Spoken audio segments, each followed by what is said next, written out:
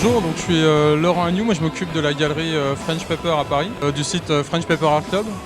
Nous on fait que de la sérigraphie, on essaie d'ouvrir ça à l'art, donc on a une galerie qui nous permet de présenter plein d'artistes internationaux que nous on va commissionner sur des thèmes de pop culture, donc ça veut dire du cinéma, de la série télé, du comics, de la musique, tout ce genre de choses.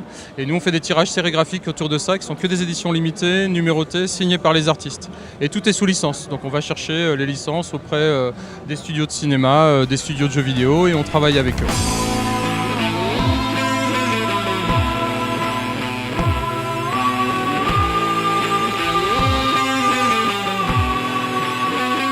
La différence entre le fan art et le geek art, je crois surtout que le fan art c'est vraiment finalement des œuvres qui ne sont pas officielles. C'est-à-dire que nous on travaille vraiment avec les studios, on a des licences, on travaille par exemple avec DC Comics, on envoie les visuels sur lesquels on travaille avec les artistes, les sketchs qui sont validés, tout est travaillé en amont avec eux sur ce qu'on peut faire, ne peut pas faire, et après c'est officiel, donc ça veut dire que ça rentre dans les archives aussi de DC Comics, ce qui fait quand même une grosse différence avec le fan art.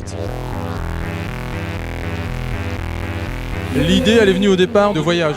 J'ai pas mal voyagé aux États-Unis et c'est vrai qu'en commençant à voir ce qui se passait dans les galeries à droite, à gauche, aux États-Unis, principalement côte ouest parce que c'est parti un peu de là, vraiment sur Los Angeles. Il y a pas mal de galeries qui ont commencé à travailler autour de la pop culture et ça m'a donné envie, connaissant moi-même quelques artistes américains, j'ai commencé à avoir envie de développer ça en France et d'aller voir bien évidemment des illustrateurs français pour faire la même chose. Et donc on a commencé à travailler là-dessus et rapidement on s'est rapproché des studios de cinéma pour travailler avec eux en amont, avoir des licences et pouvoir développer des vraies sérigraphies officielles.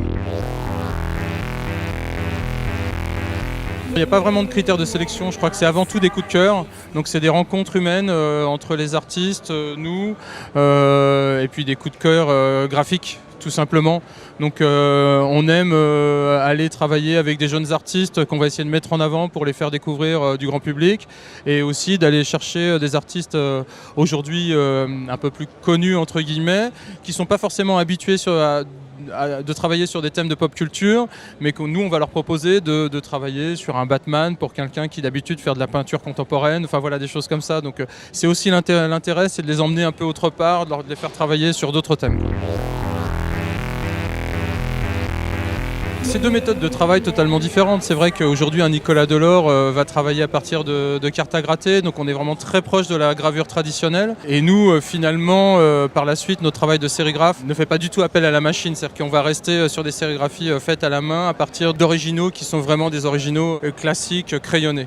Après, sur d'autres artistes avec qui on travaille, d'ailleurs là à la Comic Con, cette fois-ci, on présente deux artistes qui sont vraiment des artistes issu du digital art, un artiste mexicain qui travaille à New York, qui s'appelle Orlando Arocena, qui est là et qui travaille principalement de façon digitale.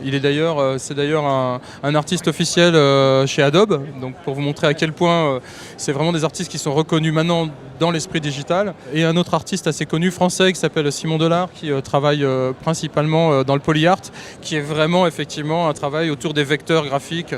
Donc là on est vraiment dans le digital total. Donc je pense qu'il faut aujourd'hui aborder l'art de plusieurs façons, de façon classique, traditionnelle, mais aussi aller vers des nouveaux médiums qui sont la palette graphique, qui sont l'ordinateur, avec lesquels on peut aussi sortir des choses magnifiques.